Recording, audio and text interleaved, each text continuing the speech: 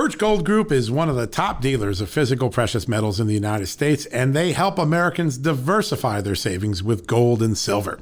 Birch Gold Group says that in May alone, consumer prices soared by 5%, and in April, it was 4.2%. Right now, according to Birch Gold Group, thanks to a little-known IRS loophole, you can convert your IRA or eligible 401k retirements into an IRA backed by gold and silver. What a great idea. How you do that? Contact Birch Gold Group to request a free info kit on physical precious metals. See if diversifying into gold makes sense for you. This comprehensive 20-page kit reveals how gold and silver can protect your savings and how you can legally move your IRA or 401k out of volatile stocks and bonds and into precious metals IRA. To get a no-cost, no-obligation kit, go to birchgold.com/justnews for a limited time and see how you can qualify for up to $10,000 in free precious metals on your next purchase. There's zero cost and zero obligation to request this info, so why wait? Go to birchgold.com. Let me give you that BIRCH gold.com/justnews. That's birchgold.com/justnews. Go there today and get a great deal.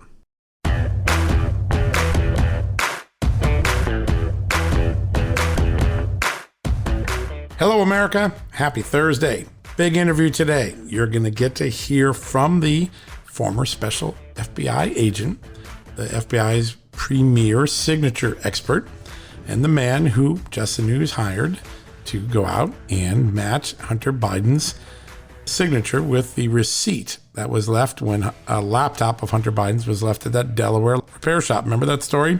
We've had John Paul McIsaac, the shop owner, on here.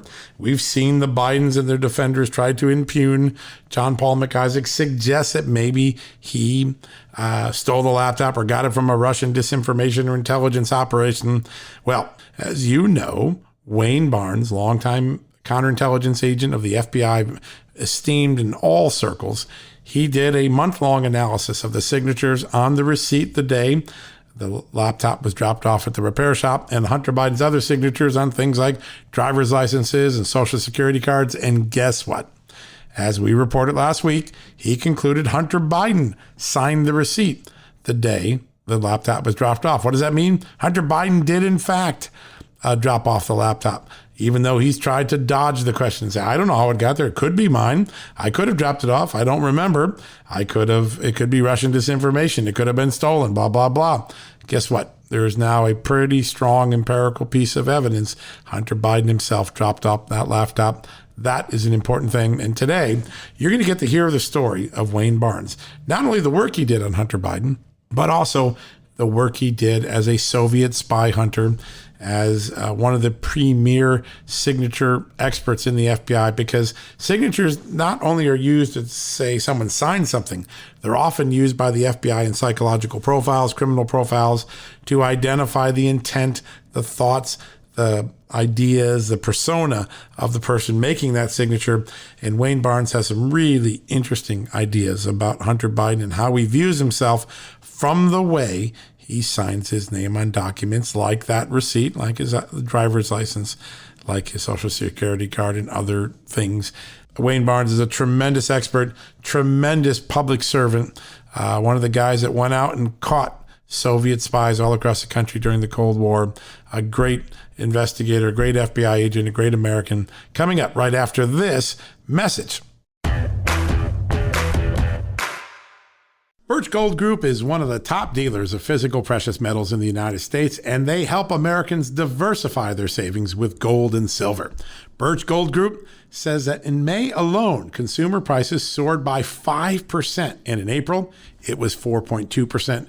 Right now, according to Birch Gold Group, thanks to a little-known IRS loophole, you can convert your IRA or eligible 401k retirements into an IRA backed by gold and silver. What a great idea. How you do that?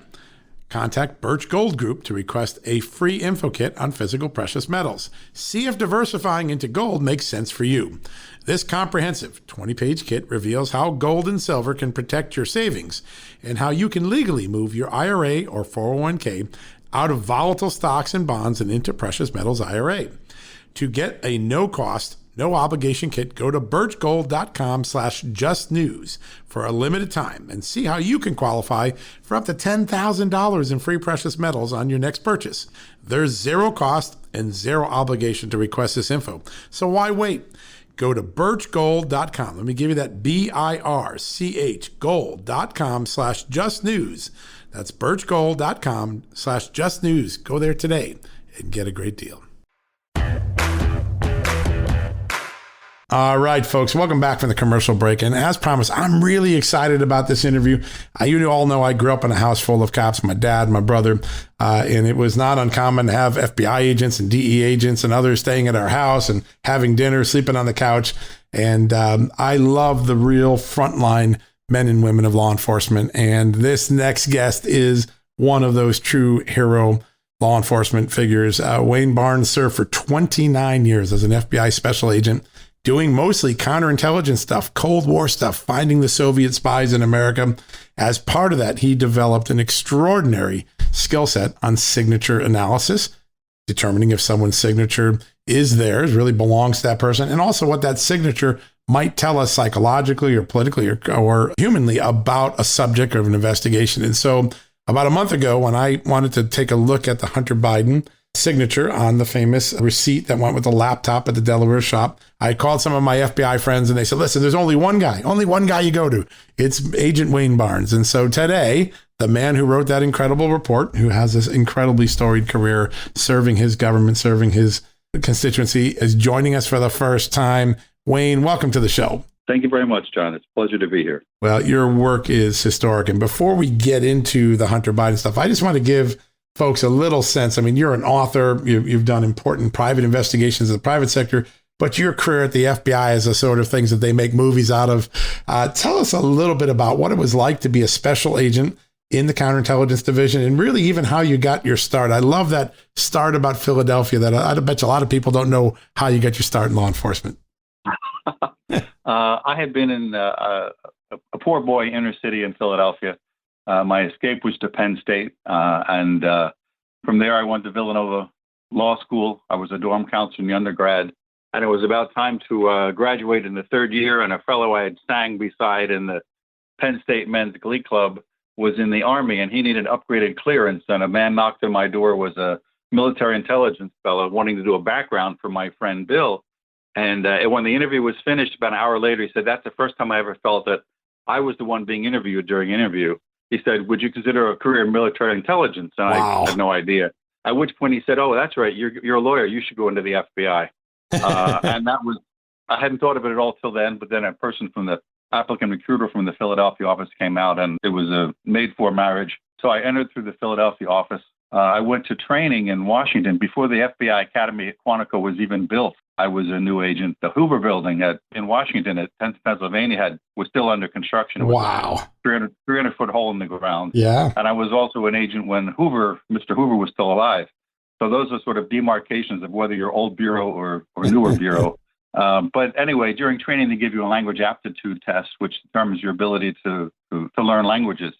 And I'd had Spanish in high school and French in college. So I had two Romance languages kind of floating in my head. So I scored well on the test. I was a new agent in Los Angeles for a year. I had a lot of interesting cases, but I was raised in a neighborhood in Philadelphia. I went to Germantown High School, which was 85% Black, and I was on all the athletic teams, and I just got along with everybody. So in Los Angeles, we needed someone to become a Black Panther, and all of our Black agents were well known in the community, so I volunteered. I went into Panther headquarters, said I'm doing a master's thesis on an American ethnic group. What do you think? Picked you, and they said, welcome to the Black Panthers. So as a white, blonde-haired, blue-eyed, 6'1" guy, I was a card-carrying Black Panther for the next 9 months. And you were really working for the FBI. That's what's amazing. Yeah. Yeah, it was good. But I was transferred to New York next, and I got a call from headquarters saying you have the next highest score in the language test. Would you go to Monterey, California to the Defense Language Institute to learn Romanian? It was another Romance language. And now I speak this language. So from there, I went to Washington, and I was there for about 18 years, working the Eastern Bloc countries, all the Romanians, Czechs, Poles, Hungarians, and then was transferred halfway through to work Soviets, KGB, and political line on Capitol Hill, and I did an awful lot of undercover cases. against Hungarians, Czechs, and many, many different Soviets. And that was as interesting a life as you could possibly have. I got to the point in my undercover career where I had to stop using the first name Wayne because there were too many Waynes in contact with Russians. So I became John and then somebody else. But anyway, so that was a long career in Washington.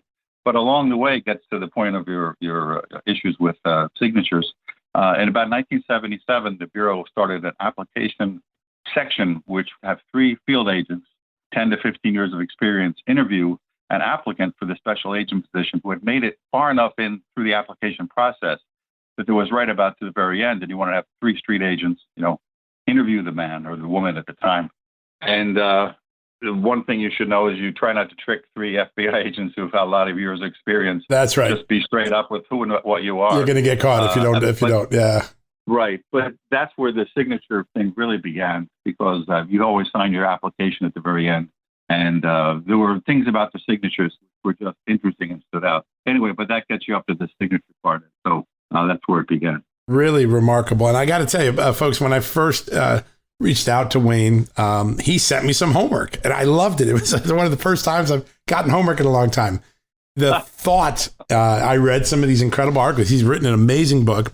But he's done a lot of thoughtful articles about what signatures can say about a person and their psyche, as well as their relevance to everything from, you ever think about this? If you're doing a bank fraud case or a Soviet spy, signature analysis can be such an important tool. And when I read up, I realized the decades of thought that Wayne brought to this. And all of you have read his report. I know you have, because so millions of people have read that story now. It is a remarkable document because it goes so much beyond just making the important conclusion. Yes, that was Hunter Biden who wrote that signature on that receipt. It gave us some insights into it. We're going to delve into that. First off, I want to get to the news now. And so, Wayne, you did this report for us. Is there any doubt in your mind that Hunter Biden is the man who signed the receipt at that Mac repair shop in Delaware? I don't have any doubt about it. And when I wrote the article, when I wrote the essay, actually, because almost no one understands or knows anything about signatures, often I'm used regarding the issue of forgery, whether the signature on a will or a deed is forged. But for me, I have a lot of work that I deal for wealthy individuals who are buying large companies, and they know all the numbers of the company regarding stocks and SEC and whatever. But the executives, the chairman, the CEO, the CFO, COO that are coming with the company, they want deep dive backgrounds conducted on these individuals. And I do that, but they always want the signature analysis because it tells them more than sometimes all the other paperwork combined.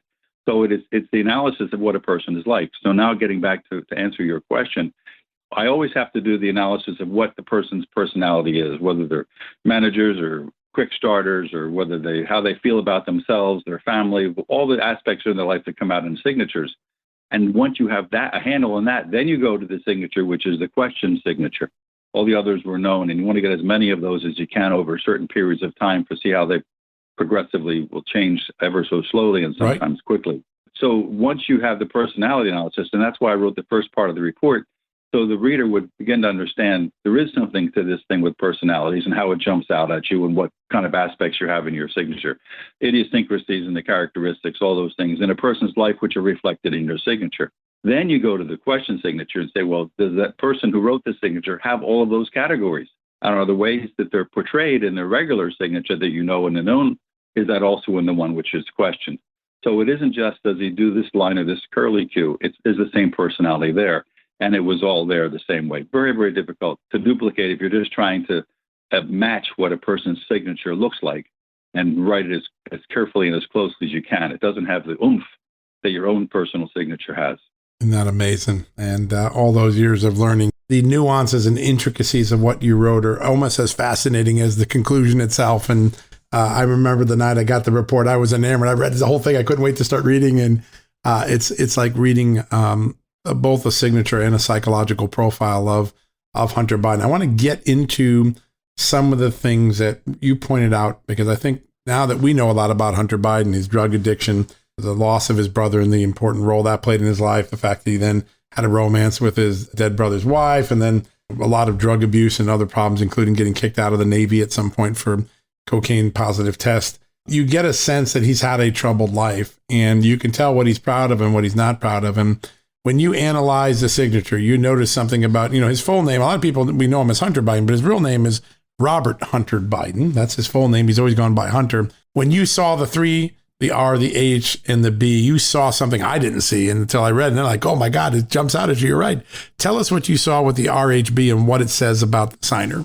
Yeah, this was interesting. The book which you mentioned, I have an unpublished book, which I guess makes it a manuscript, which I call the Signature Whisperer. And that is, it's not signature analysis per se, but it's much more involved. And the answer to this question is part of that. With the what jumps out at you. Usually people don't sign their name with just 3 initials that they have. Usually it's more than that. And in his circumstance, it was. And people who look at it normally would only see the 3 capital letters. But on the end of the B, he has a small set of lines, which is a D, and that's the D in Biden. So he leaves out the I and then the EN, but he keeps the D. So it's RHB and then a lower D, which is very curious. And that puts him in a category of what we call the managerial sort of signature, where he cares about the big things and the little things, like staff will handle that. I don't need these little letters. I'm more significant than that. I don't have to worry about the small pieces. So it goes back to the main 3 letters. And it's not as much that it was surprising, but he has very significant connections to his H, and that's the name he uses most. And let me say as an aside, what I call a blind reading is when you don't know the individual at all, maybe have never seen a picture, know nothing about them. And I have done this many times. And you go based on solely what is in the signature. One of my daughters, Natalia, would call me from some kind of a bar or restaurant years ago and give me a description of the signature that she had just obtained of a fellow she was considering dating. She would describe the signature to me. She would say, "Tell me about him." That's wow, that's pretty cool. There's a father-daughter story I've never heard before. That's cool. But that's the clue as to the dimensions you can do this based on what's in there. And she knew aspects that were important to discuss. So getting back to this one, his H is it's squeezed in his regular signature on his passport, on his driver's licenses, and a few other places. It isn't just between the R and the B. It's kind of squeezed in. And it's much smaller, almost like when you squeeze the toothpaste and, right. From the vertical, it squeezes out the top. It's like it's squeezed in. And if you try to forge a signature and just have the H be smaller, it may not be small enough, but it also is not close enough to the other letters to be something which he wrote. It's always squeezed in right between the R and the B. And that's something that a forger wouldn't necessarily know or even understand, but it's part of his personality. There's a aspect to his H which is unique to him, and I call it the butterfly effect. And when he crosses the H, he leaves the pen on the paper, so it forms like the wings of a butterfly.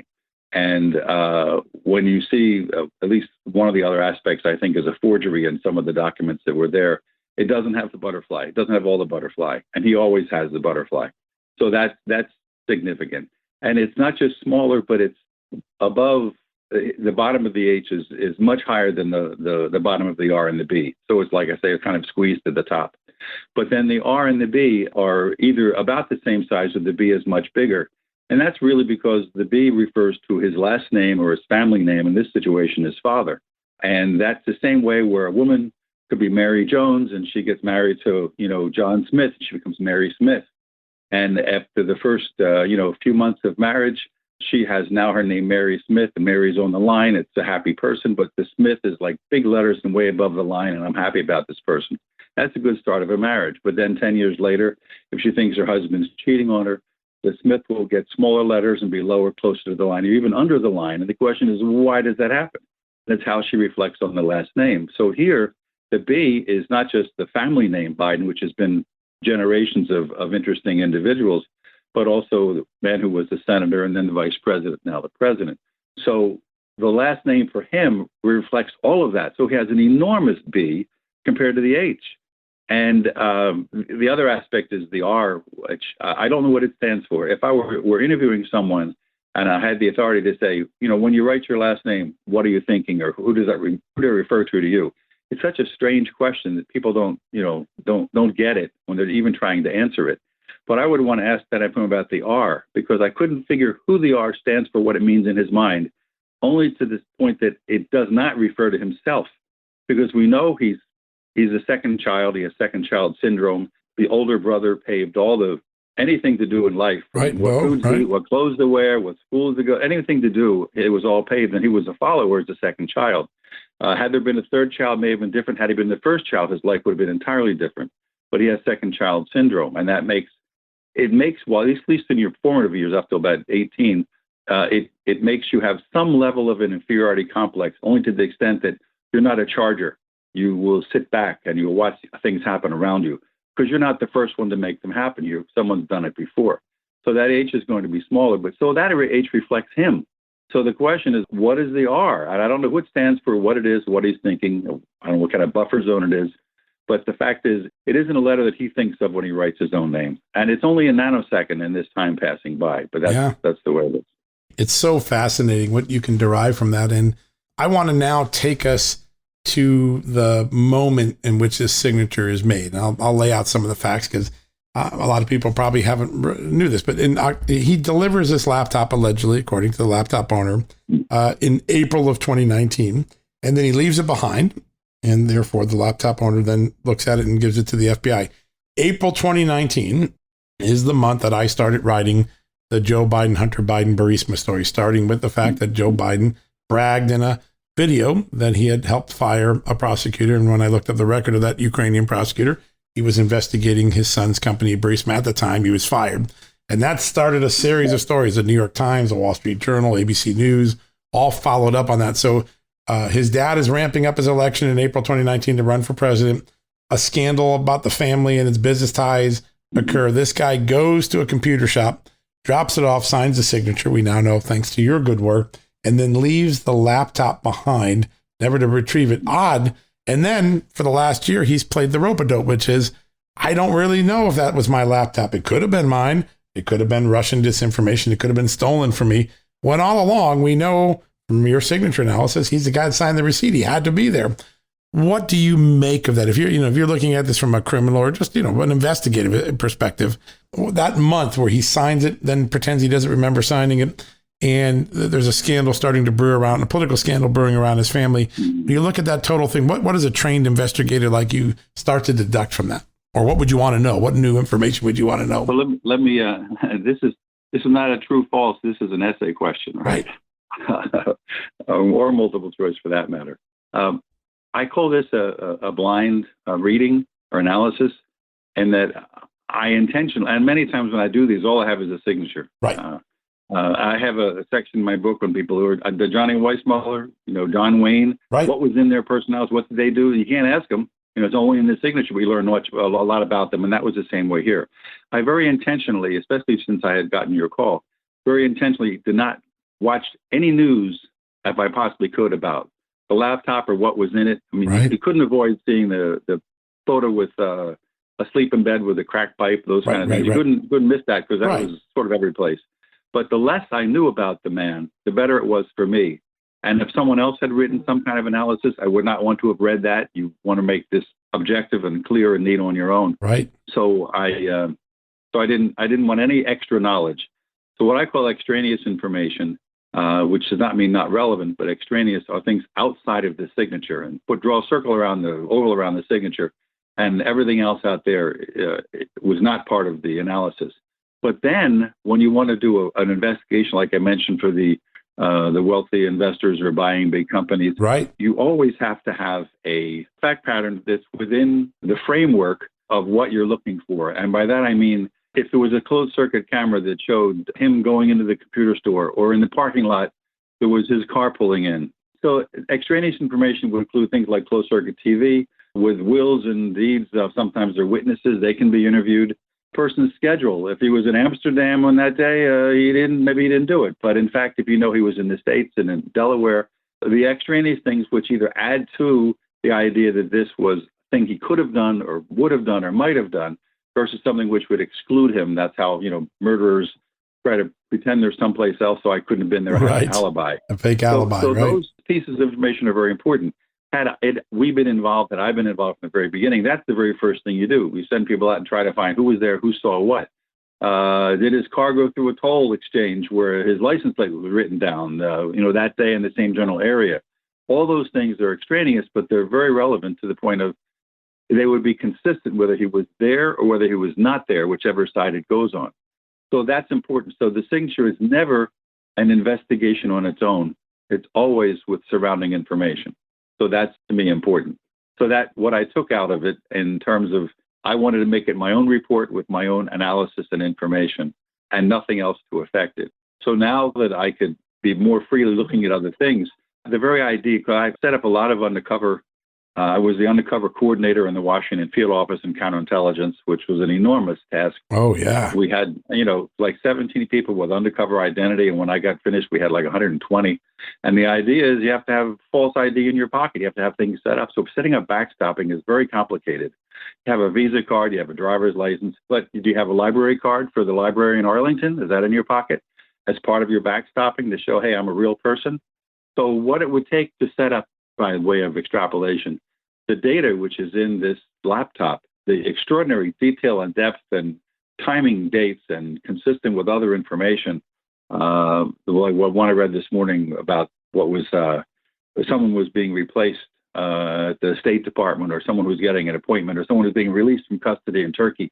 If that happened at that point in time, to have someone actually write an article and frame it and commit a act of deception by putting a piece of false information of that, like 1-2 emails in the computer, is extraordinary, with all the copy count of who was receiving these things, their dates or positions, all those sort of things. And then that's one document. And you have hundreds and hundreds of documents. To have someone do all of that by way of backstopping to make it appear as though this was a true laptop when it really wasn't, it's really just beyond the pale. You just couldn't do it. Pretty remarkable.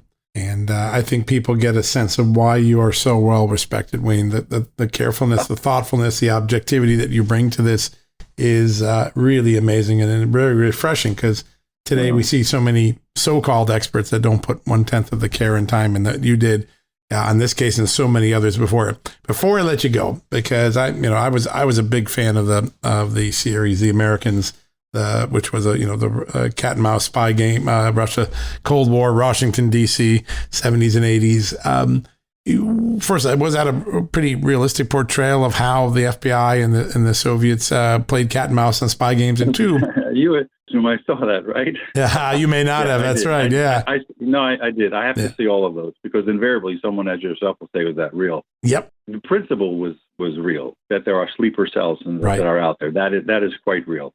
I don't know that they all have a cabinet which has 5 different wigs, enabling them to look like different people at different time. They do have someone in charge of the cell. That's what Colonel Abel was. Right. He was in New York in the 50s. He was arrested as head of that sleeper cell. They have always had them and probably always will. They do train people well. And the interesting part is we are able to penetrate some of them, because someone may have been, raised in New York and went to Russia with their parents, and then they came out as sleeper people, but they really want to be Americans. So they're willing to turn over the goods, and it tells us all about their circumstance of, it's their mentality of what they want to do in life. And it's not be back in Moscow, it's to be in the U.S. Yeah. So we're able to debrief a lot of these people. I was a main in Cold War debriefer of defectors. So the point is that it's based upon a principle which is accurate, and there's a particular section of the KGB, now the VR, I guess, or the FSB, the particular section that does that, and they set up covers for people, and it does go on for years. But there are books which will tell you how they do this so well, and more likely that's fantasy. A lot of the specific incidents where they're doing extortion or they're doing something which is, fairly outrageous, that's made for the TV audience, and they don't really happen that way. Most of the time it's boring. They just live the life they live. And then when they get some information that could be helpful about some top secret information in a technical company in New Jersey, that they'll go for it. And that's great for them. And the other thing, it was about the Soviet Union. It probably works the same way. When we have documents which we declassify, a tank, which is now 2nd or 3rd generation for the U.S. Army, the information no longer classified. You can buy them in a Army surplus store. But the Russians in the embassy in Washington, the GRU, the Soviet military, they would go to the Army surplus stores and buy the manual for the last tank that was declassified, tear off the front page where it says declassified, and send it home like they had a great source in the Pentagon. And here's the document. And they did that. That's pretty funny. They cheat. they cheat within their own system just to get ahead and to stay alive. And their wife would really, hate them if they got sent back to Moscow because she couldn't use the dishwashing machine and the clothes washers here. All the accoutrements. So there's a lot of personality things that are involved. Yeah, there's no doubt about it. You grew up in a generation of the FBI that was so good at human. I mean, and sometimes with all our technology today, we forget that human intelligence is so important. There's been a lot of controversy about the FBI over the last few years, whether it's the Russia case, all the different things, the Olympic doctor who maybe the FBI dropped the ball on. When you look at the Bureau today, is it in crisis? Does it need help, or is it okay and it's just had a couple of bumps? How do you assess the great agency that you gave the greater part of your career to? You're getting into a political statement now. Yeah. Be very careful. Yeah. Let me say this. When I got in the Bureau, the old Bureau was the ones who arrested Ma Barker and Babyface Nelson, and I was in the new Bureau at the time. Now my Bureau is now the old Bureau, and what's happening new. The 7th floor of the Hoover Building is where they have the desks made of wood. Right. Most agents had desks which are made of gray steel and formica, and they were just like the color of the battleships. But the ones on the 7th floor were the director, the assistant directors, the deputy assistant directors, the DADs and whatever, and their desks were made of mahogany. And within the Bureau, we just always called that Mahogany Row. Decisions came from Mahogany Row. I didn't know that. That's funny. I've heard of the 7th floor for sure. Wow, that's funny. Yeah, you wouldn't say the 7th floor. Anyway, so in the last, I hate to say dozen years, not sure how long, but it may not have been efficient on a managerial basis if you raise someone who's born in Iowa and they become an agent, they become a supervisor, they're in New York, they're Washington, they're in Detroit, they go to headquarters, they go up as managers and they get to be section chief, unit chief and section chief, and maybe an assistant, a deputy assistant director. Do they still have the brain from Iowa, or do they not go through an Ivy League school to become have an MBA? Are they just raised up higher, but they're not better than they might be?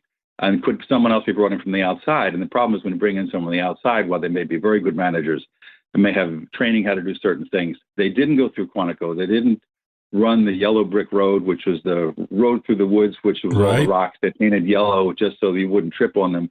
Run the yellow brick road, all the firearms training, all the defensive tactics, all the things you have to know as an investigator. They don't know what it's like to, quote, be an agent. They're at a senior position, but they don't have that background. So while it's good in many ways that they may be better managers, it also means that they don't know what it's like to have carried the badge, to have arrested somebody, to have been in a tussle, to have been in a shootout. They don't know that. And that's a different frame of mind. It makes them strictly managers, and not knocking strictly managers, because you have to different skill set, give though. And take it. It works both ways. But when I was in the Bureau, I didn't know one conversation, one person who would say that person is a Republican or that person is a Democrat. It never came up. It was just law enforcement, law and order. Arrest the doctor who's cheating, arrest the spy, arrest the fugitive. Haven't found a fugitive for 6 years, so you go to his mother's house at 6:30 in the morning, and you wait and wait and wait, and Jethro shows up at 10 o'clock in the morning to wish his mother happy birthday, and you let him go inside and have a couple hours with her. He comes outside, you arrest him, and his mother is angry. You say, listen, I gave you 2 hours with your son on your birthday. You should be happy. And they say, Jethro, you go with these nice men. That's the old Bureau. You learn how to do it. You figure how to train the new agents and make things work well. No politics whatsoever. But if you bring in people from the outside, whether it's from DOJ or any place else, politics become a part of it, as opposed to no politics. Yeah. So the street agents out there in, San Diego and Bangor, Maine, and, Portland, Oregon, they are agents. They're working hard. They're doing really, really good stuff. But what's taking place at the top, whether it was from, Director Comey or anybody else, I haven't got an explanation. Yeah. The explanation you just gave is the one I hear most commonly from the real frontline men and women of the FBI. They go out and they do their job. They don't do it for politics. They do it to protect our country. And we are darn lucky, Wayne, that you were one of those protecting us during the Cold War and well beyond. And I want to thank you for your service to your country, and also for the important work you did here for Just the News, because that report was such an important document. So many people have commented on it, and we're just so grateful for the great care that you bring to your job every day. Well, I pride and humility in what I did, and I enjoyed every minute of it, and I wish I could still be doing it now. But I'm thankful to have been here and to have written what I did. It's all the objective truth, and it was my pleasure. So thank you very much. We're really grateful. All of our readers and listeners are too. And now that we know you and all this incredible history, I'm certain we're going to be coming back into you to have you back on the show. You are a true American hero, and we're so grateful for that service. There are a lot of cold warriors out there. They all deserve a lot of credit too. They do indeed. And we applaud them all because we live safe and free because of their incredible work every day. So thank you, my friend. And we'll be back to you soon. I'm sure we're going to have some follow-ups and other important stories. And now I know a lot more about signature analysis. I'll be coming to you more often. All right. Thank you, John. All right. Take care, Wayne. Have a good one. Okay. All right, folks, that wraps up a great interview. Wow, we're going to go to a quick commercial break. When we come back, we'll wrap things up for the day. A couple headlines to keep an eye on. We'll bring you up to speed right after this commercial break. If you want to give a truly meaningful gift, you've got to check out Paint Your Life. Get a professional hand-painted portrait created from any photo at an affordable price. These are amazing gifts. Just send in a picture or combine photos into one painting. Choose from a team of world-class artists and work with them until every detail is perfect. That is awesome. Your hand-painted portrait will arrive in about 3 weeks. A portrait from Paint Your Life can be and will be cherished forever. At paintyourlife.com, there's no risk. If you don't love the final painting, your money's refunded. What a good deal. And that's a guarantee. And right now, as a limited time offer, get 20% off your painting. That's right, 20% off and free shipping. Now, to get the special offer, text the word Just News, all one word, no spaces, to 64,000. That's Just News, all one word, to 64,000. One more time, text Just News, all one word, no spaces, to 64,000.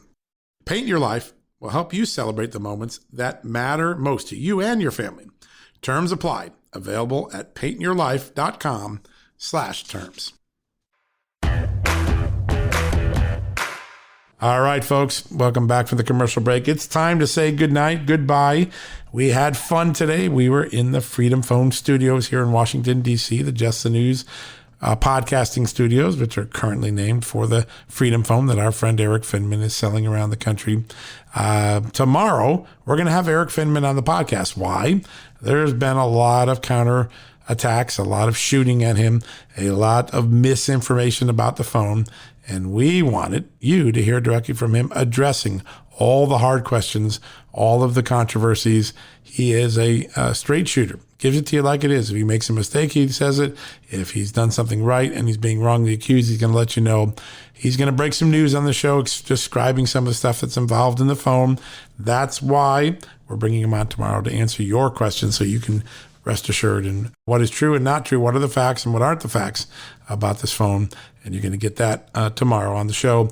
What a great pleasure it was to host Wayne Barnes. You saw the care that he's put into his work, whether you read his report about the Hunter Biden signatures or you heard his story today. A true bona fide American hero, a law enforcement man who gave service to this country for 3 decades. And really has become one of the great experts in signature writing.